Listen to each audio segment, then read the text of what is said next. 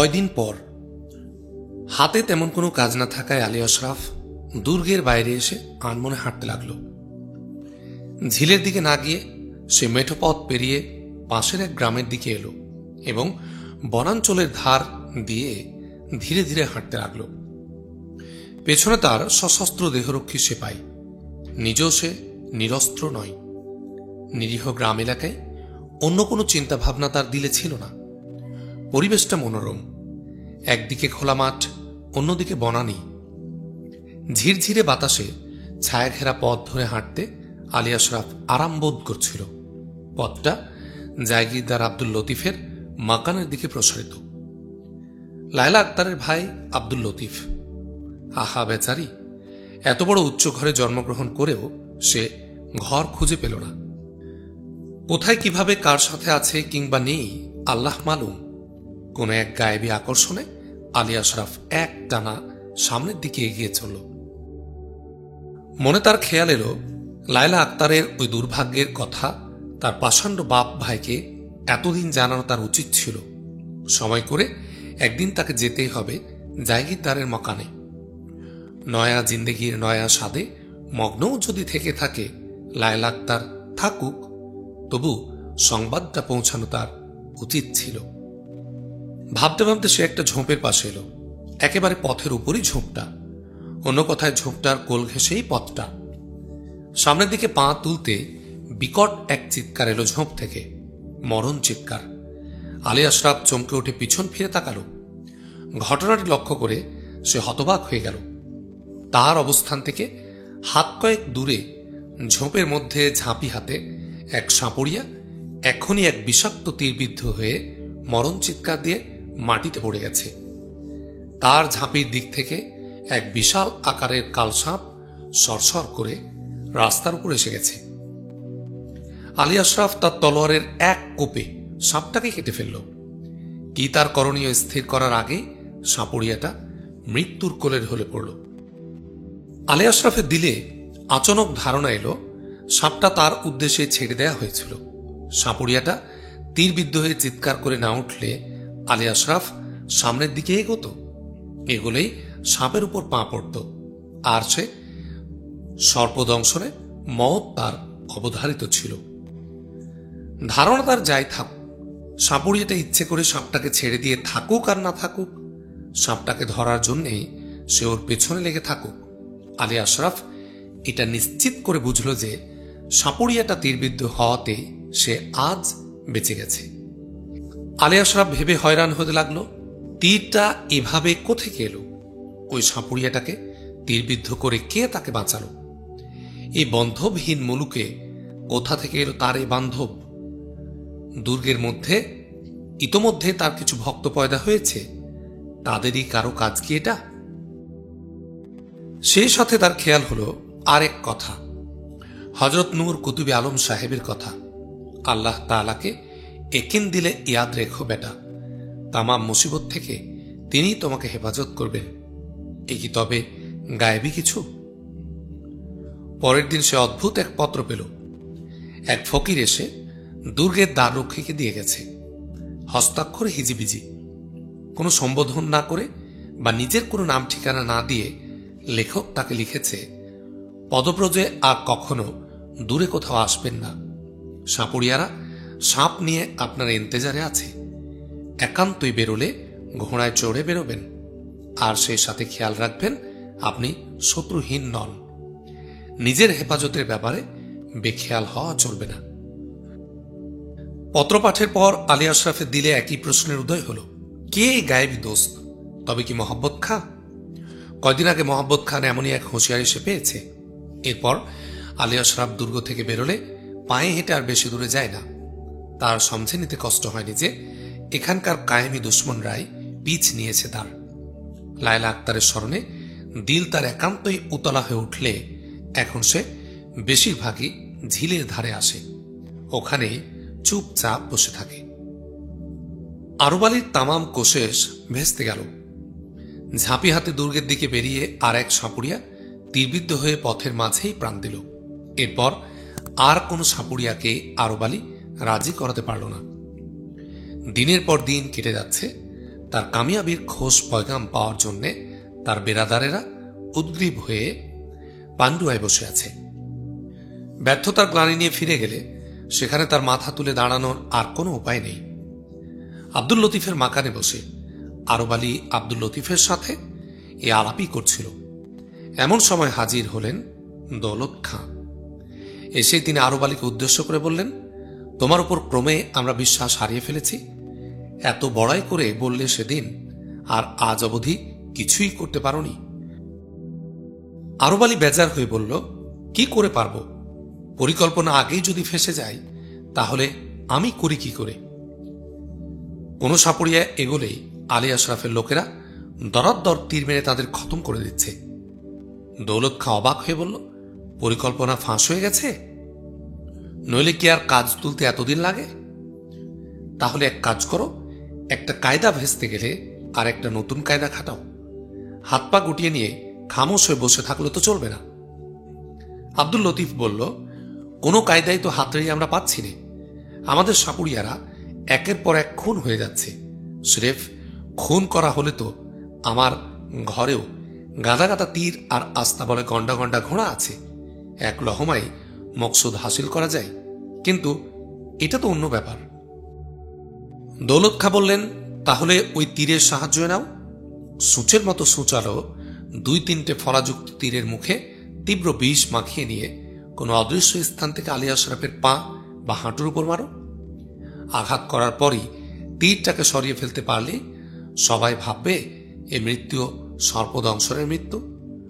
ক্ষতটা সূক্ষ্ম হলে সর্পাঘাত ছাড়া অন্য আঘাত বলে কেউ ভাবতেও পারবে না। আরব আলীরা সন্ধান নিয়ে জেনেছে আলী আশরাফ মাঝে মধ্যেই ঝিলের ধারে বসে থাকে।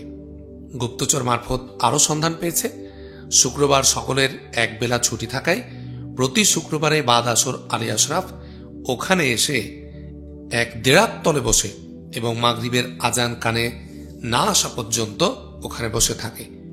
স্থির হল এই উপযুক্ত সময়, মাগরিবের আলো আধারই এই কাজের জন্য প্রয়োজন এবং আগামী শুক্রবারে এই ঝামেলা চুকিয়ে ফেলতে হবে।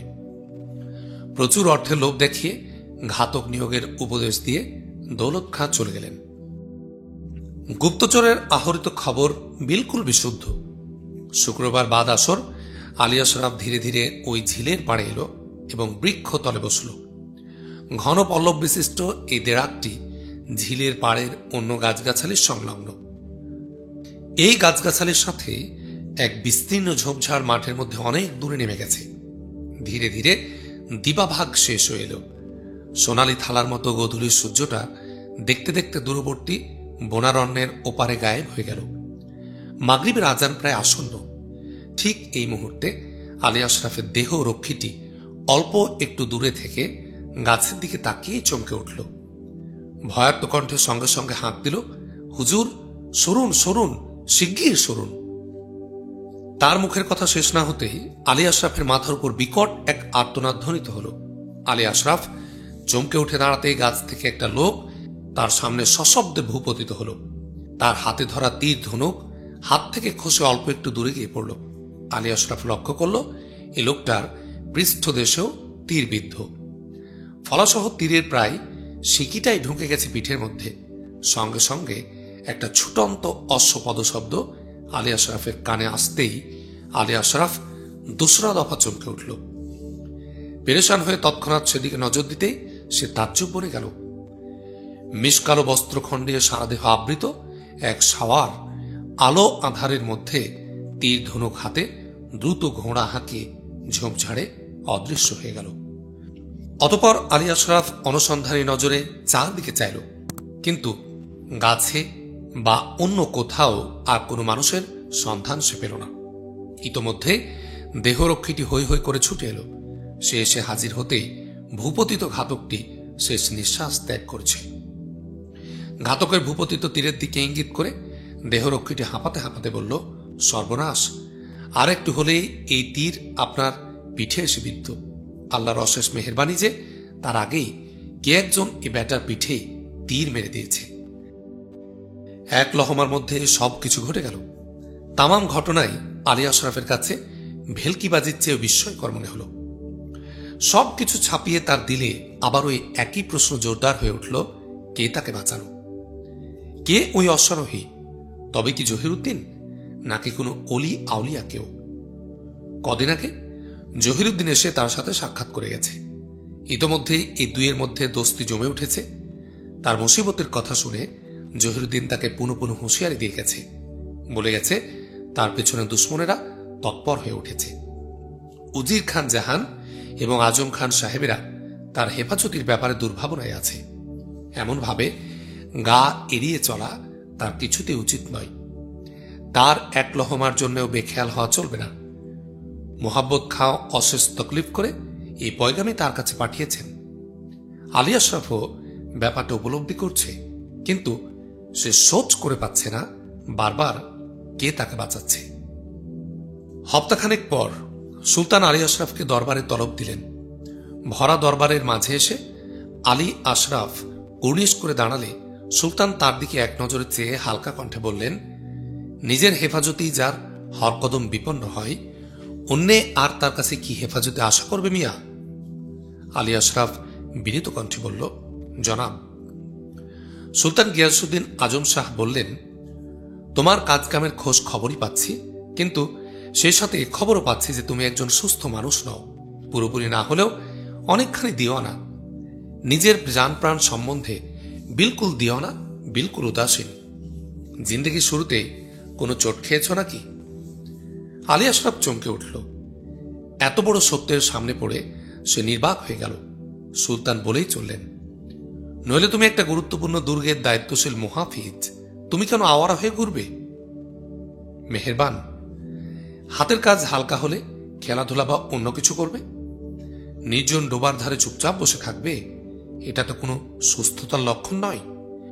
সুলতান উদ্বেলিত হয়ে উঠলেন, বললেন, যদি দিল চাই বাইজিটিকে দুর্গের মধ্যে নাচ দেখো, গান শোনো। এছাড়া যদিও আমার একান্ত না পছন্দ, তবু অভ্যাস থাকলে একটু আধটু শরাব পিও। লেকিন আলী আশরাফ সুলতানের কথার মধ্যে তাজিমের সাথে প্রতিবাদ করে বলল, গোস্তাকি মাফ হয় জনাব, ওসবে আমার তিল পরিমাণ আসক্তি নেই, ওসব না পছন্দ। বিলকুল? জি জনাব।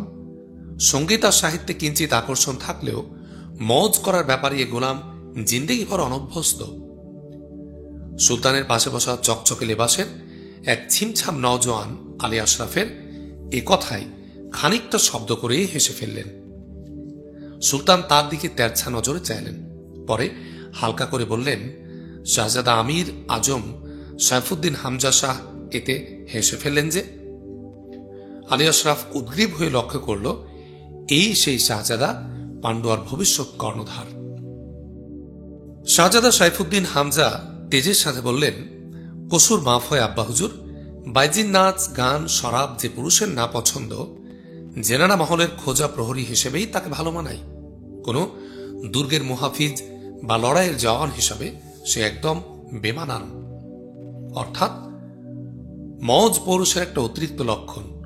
মজ না করলে কোনো পুরুষের তাকত বৃদ্ধি হয় না, হিম্মত বাড়ে না, এবং জানবাজির কাজে তার দিলে কোন রকম জোশ পয়দা হয় না। দরবারের প্রায় 12 আনা সভাসদই শাহজাদার এ কথায় উৎফুল্ল হয়ে উঠলেন এবং শাহজাদাকে সমর্থন দিয়ে বললেন, মারহাবা মারহাবা। সুলতান হাত তুলে সবাইকে থামিয়ে দিয়ে বললেন, এ ব্যাপারে মুহাফিজ আলী আশরাফের মতামতটা জানতে চাই। আলী আশরাফ বলল, আমার বদনসিব জাহাপনা, আমি এ কথার সাথে এক হতে পারছি না। শাহজাদার এ ধারণা ঠিক নয়। প্রায় গোটা দরবারই যেখানে শাহজাদার মনোরঞ্জনে উন্মুখ, সেখানে এই যুবকের সাহস থেকে সুলতানের তাক লেগে গেল। এক নজরে তার দিকে চেয়ে থেকে বললেন, কেন? আলী আশরাফ বলল, কোন জানবাজ বা শক্ত কাজের জন্য জরুরত নেক নিয়ত আর মজবুত ইমান, মওজ করা নয়। নিয়তের জোশই বড় জোশ জনাব। মন্ত্রের সাধন কিংবা শরীর পতন, এই প্রতিজ্ঞাই বড় শক্তি। মওজ থেকে যে কুয়তের পয়দা হয় তা যেমনই কমজোর তেমনি ক্ষণস্থায়ী। জোনাকির আলোর মতো সে কুয়ত টিম করে জ্বলে উঠে সঙ্গে সঙ্গে নিভে যায়। শাহজাদার 2 চোখে আগুন জ্বলে উঠল। তিনি রুষ্ট কণ্ঠে বললেন, আপনার মতলব? আলী আশরাফ নির্ভীক কণ্ঠে জবাব দিল, শরাবের উন্মত্ততা নিয়ে মওতই বেছে নেওয়া যায়, কোনো শক্ত উম্মিদ হাসিল করা যায় না। গোটা দরবারটায় হৈ হৈ করে উঠল। মিয়া মুস্তাক সগর্জনে বললেন, গোস্তাকি জনাব, চরম বেয়াদবি। দানেশমান শাহজাদার ধারণা বিলকুল ঠিক। কোনো শক্ত কাজে যাওয়ার আগে দিলটা চাঙ্গা করে নেওয়াটাই কামিয়াবির পয়লা শর্ত। নিয়ত আর ইমান নিয়ে দরবেশগিরি করা চলে, জানবাজি চলে না। শাহজাদার এত বড় তত্ত্বপূর্ণ তাফসিরের বিরোধিতা করা বেয়াদবি নয়, চরম অবাধ্যতা। দরবারটা গমগম করতে লাগল। সুলতান শক্তকণ্ঠে আওয়াজ দিলেন, খামোশ। পলকে দরবার আবার স্তব্ধ হয়ে গেল। আলী আশরাফের উপর সুলতান নাখোশ হলেন নাকি এই চিন্তায় উজির খানজাহান, উজির আজম খাঁ, সালার জহিরুদ্দিন ও ফৌজদার আতা খাঁ সহ কিছু কিছু অন্য দরবারীও উদ্বিগ্ন হয়ে উঠলেন। কিন্তু সুলতান এসবের ধারে কাছেও এলেন না। খানিক নীরব থেকে তিনি আলী আশরাফকে লক্ষ্য করে ধীর কণ্ঠে বললেন, আলী আশরাফ, আমার ধারণা কামরূপ রাজের ফৌজ সীমান্ত অতিক্রম করে গোপনে আমার রাজ্যে অভিযান চালাচ্ছে এবং সীমান্তের পার্শ্ববর্তী গ্রামবাসীদের ধন সম্পদ লুট করে নিয়ে যাচ্ছে। গুপ্তচরেরা এর কোনো সঠিক তথ্য দিতে পারছে না। লুটপাটের খবরটাই তারা দিচ্ছে, কিন্তু কারা এ লুণ্ঠনকারী তার কোনো হদিশ তারা করতে পারছে না। আমার কিছু অভিজ্ঞ সালারও সশনে ঘটনাস্থলে গিয়ে কোনো হদিশ করতে পারেনি। গোপন এ হামলার হদিশ সেপাই সৈন্য ছাড়া গোপনে কেউ একা একা আনতে যাওয়ার হিম্মত দেখাতে পারেননি। যেহেতু লুটপাট ছাড়া অন্য কোনো অভিযোগ নেই, সেহেতু তাদের ধারণা এটা কোনো পরদেশী হামলা নয়, এসব অভ্যন্তরীণ রাহাজানদের কাজ। কিন্তু কেন যেন আমি এদের কারো সঙ্গে একমত হতে পারছি না। আমার খেয়াল কামরূপ রাজি নাড়া দিয়ে পাণ্ডুয়ার শক্তি পরিমাপ করছে। সুলতান একটু থামলেন। আলী আশরাফ কিছু বলার আগেই তিনি আবার বললেন, ছত্রা দুর্গের মুহাফিজ হিসেবে এ তথ্য বের করা তোমার কাজ হলেও তোমাকে আমি এ যাবৎ এ দায়িত্ব দেইনি, কারণ কাজটা খুব শক্ত ও ঝুঁকিপূর্ণ, আর সে তুলনায় তুমি অভিজ্ঞতায় তরুণ আর খানিকটা খেয়ালি। আলী আশরাফ জিজ্ঞাসু নেত্রে বলল, জনাব, এ দায়িত্ব কার উপর দেয়া যায় এ নিয়ে আমি পেরেশানিতে ছিলাম। আজ আমার খেয়াল হচ্ছে এ সুরাহা যে করতে পারবে সে লোক স্রেফ তুমি। আলমপনা, এ দায়িত্ব তোমারই উপর দিলাম। জনাবের অশেষ মেহেরবানি, আমি তৈয়ার। কিন্তু ইয়াদ রাখো, এটা সেপাই সৈন্য নিয়ে লড়াই করতে যাওয়া নয়, এটা গোয়েন্দাগিরি করা। সেপাই সাথে থাকবে বটে, তবে তারা থাকবে দূরে ও বাতেনে। এখানে জানের ঝুঁকি চরম, হুঁশিয়ার। শাহজাদা সাইফুদ্দিন হামজা অবাক হয়ে বললেন, সে কি আব্বা হুজুর? যে পুরোপুরি সুস্থ মানুষ নয়, একজন দেওয়ানা আদমি, তাকেই দিচ্ছেন এ দায়িত্ব? পয়লা কদম না ফেলতেই তো মরে একদম ভূত হয়ে যাবে। সুলতান শানদার কণ্ঠে জবাব দিলেন, ভূত হলেও সে ভূত হয়ে সবাইকে দাবড়ে বেড়াতে পারবে, না মরেই ভূত হয়ে শেওড়াতলায় মুখ লুকিয়ে থাকবে না। আব্বা হুজুর, জানো না যখন তখন জানার কোশেশ করো। নেক নিয়ত আর ইমান এর চেয়ে বড় হিম্মত এ জাহানের কিছু নেই। সুলতান দরবার থেকে উঠে গেলেন। আলী আশরাফ ফিরে এসে কামরূপ সীমান্তে রওনার জন্য তৈরি হতে লাগল। সত্যি বড় কঠিন এ কাজ। সঙ্গী সাথী নিয়ে হৈ হৈ করে এগুলো কোনো হদিশই পাওয়া যাবে না, এগোতে হবে একাকী। বাছাই করা সেপাইয়ের ছোট্ট একটা দল তার পেছনে থাকবে বটে, তবে তারা থাকবে দূরে। কোনো পরিকল্পিত কাজে তাদের ব্যবহার করা যাবে, কোথাও হামলা চালানোর জন্য তাদের তলব করা যাবে, কিন্তু কোনো আচরণ বা আকস্মিক পরিস্থিতিতে তারা কোনো সাহায্যই তার আসবে না। আকস্মিক বিপদটা সামলাতে হবে একেবারেই নিজেকে। আলী আশরাফ আগাগোড়াই জানবাজ, এখন সে একেবারেই বেপরোয়া। এই জিন্দেগির আকর্ষণ তার ঢিলে হয়ে গেছে। একটা বড় কাজে শহীদ হতে পারলেও সে এখন বর্তে যায়। আলী আশরাফের ফিরে আসার দিন দুয়েক পরেই সহকারী সালার আরব আলী সুলতানের ফরমান নিয়ে আব্দুল লতিফের মাকানে এসে হাজির হল। আলী আশরাফকে তার চাহিদা মাফিক সকল প্রকার মদত যোগানোর কড়া নির্দেশ দিয়ে সুলতান তাকে ছত্রা দুর্গে পাঠিয়েছেন। সদর থেকে সম্ভাব্য সকল প্রকার যোগান নিশ্চিত করায় আরব আলীর কাজ। ছত্রা দুর্গে না এসে আরব আলী জাগিরদার আব্দুল লতিফের মাকানে এসে হাজির হল। সুলতানের এ ফরমানে আরব আলী যার পর্যায়ে নাখোশ ছিল। সে একজন সহকারী সালার ও দরবারের বিশিষ্ট সভাসদ। আলী আশরাফের ফরমায়েশ খেটে ঘুরতে হবে তাকে। এই জিল্লতি হজম করতে তাকে তকলিফ পেতে হল। খোদ সুলতানের ফরমান, অন্যথা করার কোনো উপায় নেই। তাই একদিন ছত্রা দুর্গে গিয়ে আলী আশরাফকে যথাসাধ্য সাহায্য করার নাম কাওয়াস্তে একটা আশ্বাস দিয়ে এসে আরব আলী তার করণীয় শেষ করল এবং আব্দুল লতিফের মাকানে বসে মজ করে দিন কাটাতে লাগল। এ সময় আব্দুল লতিফের বালাখানা আরেকবার গুলজার হয়ে উঠল। বিশিষ্ট আমির, উমরাহ, সালার প্রায় সকলে এসে যোগ দিলেন এই দরবারে।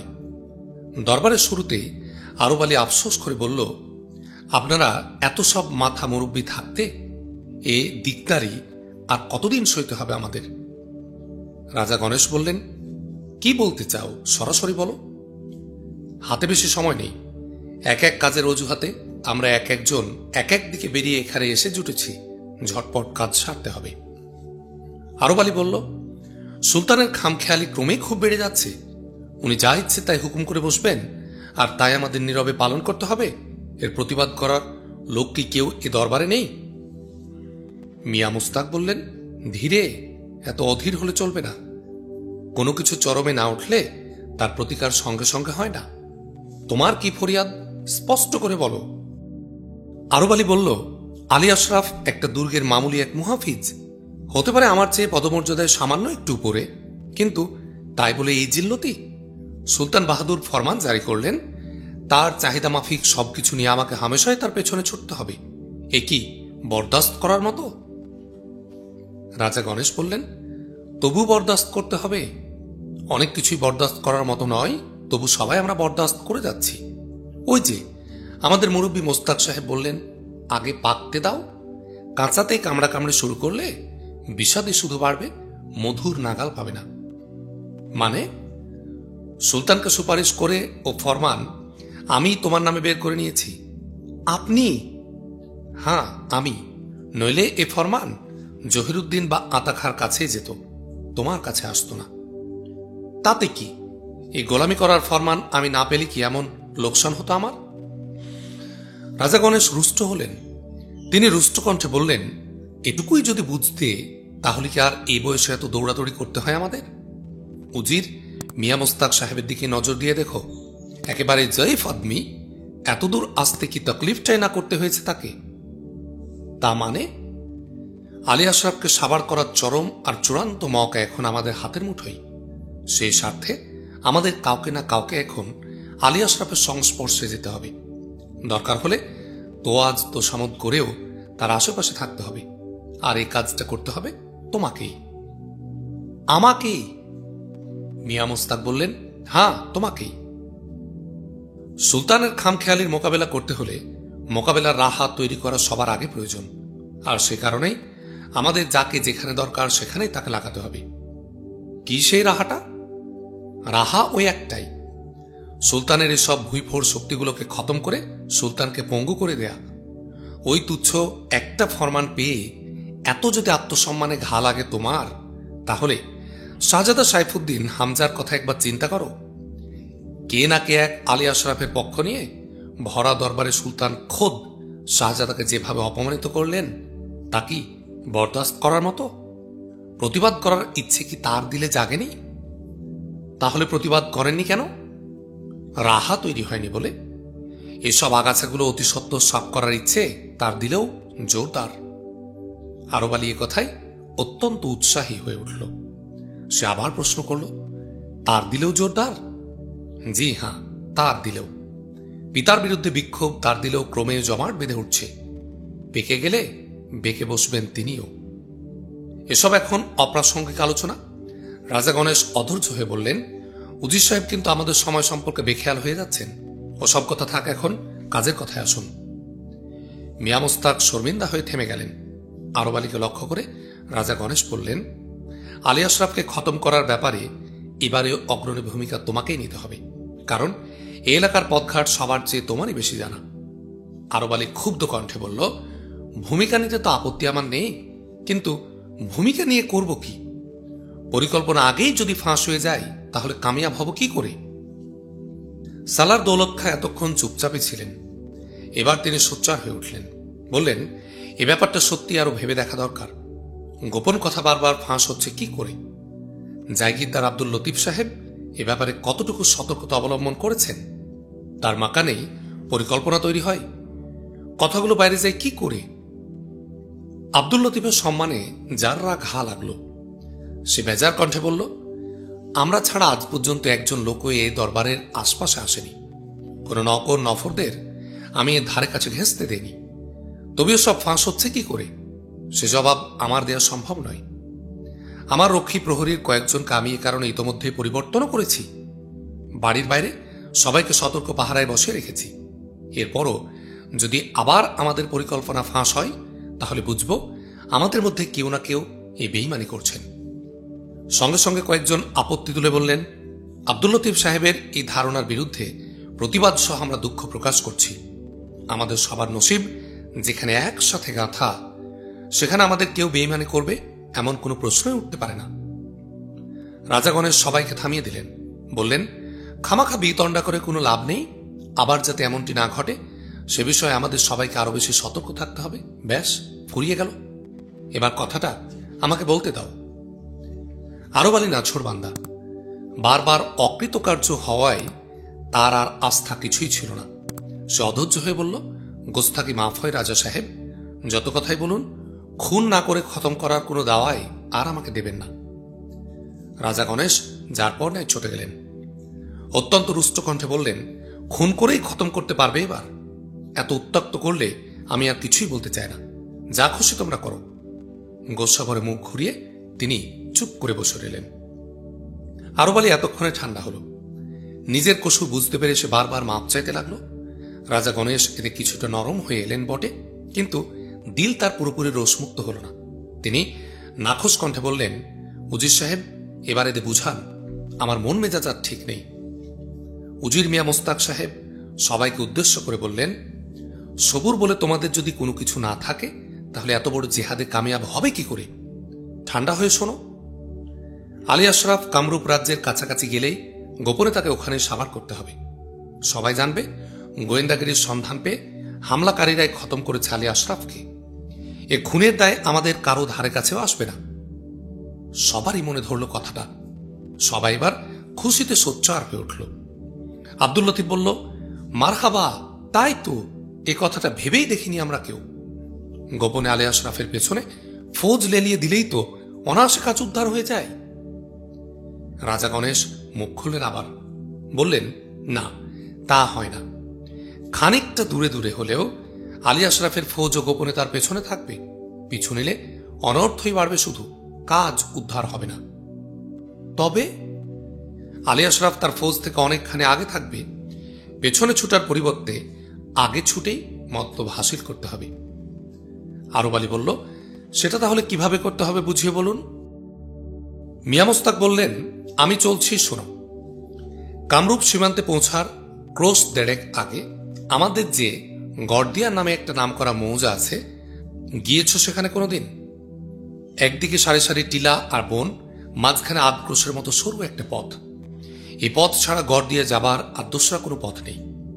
ওই সরু পথের মুখে সশস্ত্র ফৌজ নিয়ে মুরাদ বেগ আর তুমি আগে থেকেই মোতায়েন থাকবে। আলী আশরাফ ওই পথে ঢুকলে আচরক তাকে চারদিক থেকে ঘিরে খতম করবে।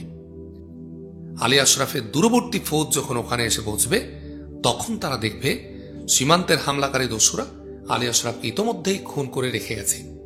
ব্যাস, ধরেছে কিছু মগজে?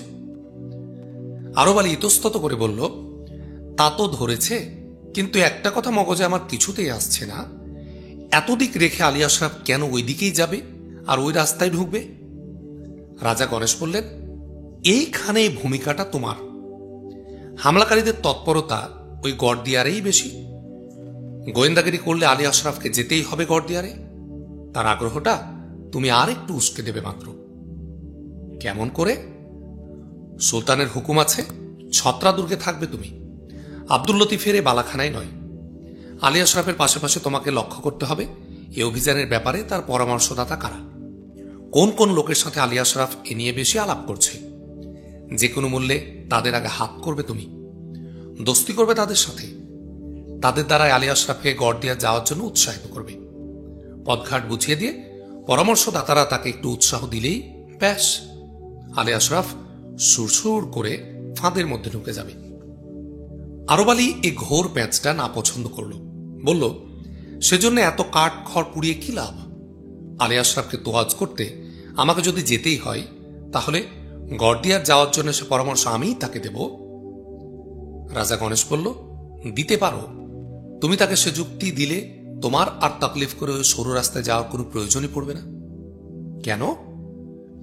আলী আশরাফের মাথায় তোমাদের অনেকের চেয়ে তোলাখানেক বেশি মগজ আছে। সে নিশ্চিতভাবে জানে কারা তার দুশ্মন আর কারা তার দোস্ত। তুমি তাকে সে যুক্তি দিলে তোমাকে বোকা বানাবার জন্য সে সঙ্গে সঙ্গে রাজি হবে বটে, কিন্তু কাজের সময় ভুলেও ও রাস্তা মারাবে না। আচ্ছা, সে যুক্তি তো দেবেই না, বরং তুমি যে এসবের ধারে কাছে আছো সেটাও বুঝতে দেবে না। শুনতে শুনতে আব্দুল লতিফ বলল, এত ঝুট ঝামেলায় না গিয়ে আলী আশরাফ গোয়ালপাড়া পার হলে সেখানে তাকে খতম করলে কেমন হয়? রাজা গণেশ নাখোশ নজরে তার দিকে চাইলেন, পরে বললেন, তোমার নিজের মাথার সাথে আমাদেরও অনেকের মাথা চলে যায়, এর বেশি কিছু হয় না। মানে? হামলাকারীরা কোনোদিনই সীমান্ত এলাকা ছেড়ে এক ধাপও ভেতরের দিকে আসেনি। সেখানে এই গোয়ালপাড়ার ওপারেই আলী আশরাফ খুন হলে টানাটানিটা সবার আগে জায়গিরদার আব্দুল লতিফকে নিয়ে শুরু হয় এবং পরে আমাদের সবাইকে জড়িয়ে নিয়ে শেষ হয়। বিতর্ক খাটো করে রাজা গণেশ আর মিয়া মোস্তাকের পরিকল্পনায় গ্রহণ করা হলো। স্থির হল মুরাদ বেগের সাথে আব্দুল লতিফও যাবে, তাদের পথ দেখিয়ে নিয়ে যাবে আরব আলী। আলী আশরাফের বেরিয়ে পড়ার দিনক্ষণ জেনে নিয়ে এসে আরব আলী, মুরাদ বেগ আর আব্দুল লতিফের সাথে যথাসময় সশয়নে বেরিয়ে পড়বে এবং আলী আশরাফের আগে এসে গড়দিয়ারে সেই সরু রাস্তার মুখে অবস্থান নেবে। সিদ্ধান্ত পাকা করে সবার কাজ শেষ হল। পরিকল্পনার প্রথম অংশ নির্বিঘ্নে উতরে গেল। আরব আলী তার ভূমিকা অত্যন্ত দক্ষতার সাথে সম্পন্ন করে আব্দুল লতিফের মাকানে ফিরে এসে মুরাদ বেগকে জানালো, আগামীকাল প্রত্যুষে রওনা হচ্ছে আলী আশরাফ। তাদের আর এক লহমা অপেক্ষা করার কোনো অবকাশ নেই। সেই রাতেই ফৌজ নিয়ে মুরাদ বেগ, আব্দুল লতিফ আর আরব আলী গড়দিয়ারের অভিমুখে যাত্রা করল। পরের দিন প্রত্যুষে আলী আশরাফও বেরিয়ে পড়ল গড়দিয়ারের উদ্দেশ্যে। গোয়ালপাড়া পেরিয়ে গেলে তার তালিম দেয়া ফৌজ তার পেছনে গা ঢাকা দিয়ে গোয়ালপাড়ায় পৌঁছল। আলী আশরাফের প্রায় আধা ক্রোশ দূরে থেকে নিশানা দেখে এগোতে লাগলো এরা।